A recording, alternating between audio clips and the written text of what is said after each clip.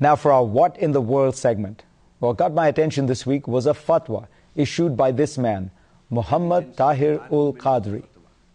It wasn't a fatwa against infidels, against America, against cheeseburgers, or against Salman Rushdie's latest book. No, this fatwa was against terrorism. Now, ever since 9/11, I've asked the question, where are the mullahs, the sheikhs, with their condemnations of terrorism and jihad? And there have been some, increasingly, but never quite like this one.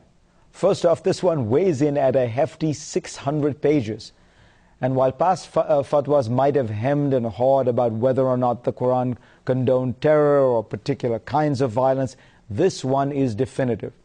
It says there is no theological justification for terror in Islam, and indeed such attacks are condemned by Islam. Al-Qadri says terrorists will be excommunicated from the religion.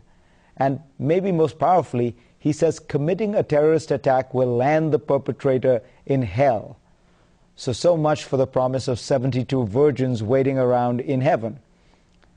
Now, while Al-Qadri and his organization say they have hundreds of thousands of followers around the world, most of those are Pakistani, as Al-Qadri is. So does this mean the fatwa won't have wide reach?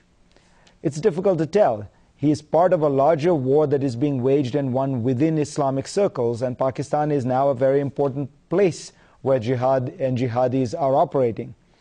I call this larger movement a jihad against jihad. To understand, we have to go back to the days right after 9/11, when the Western world was deeply worried, with justification, that this was just the beginning of a never-ending, intractable, and incredibly bloody war with many of the 1.5 billion Muslims on the planet.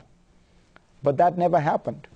Instead, 9/11 has turned out to be a wake-up call to the Muslim world. It has produced some reflection on the state of the Arab world and Islam. It has also produced a series of attacks by Al-Qaeda and affiliated groups against Muslims themselves in places like Iraq, Indonesia, Saudi Arabia, Jordan, Egypt.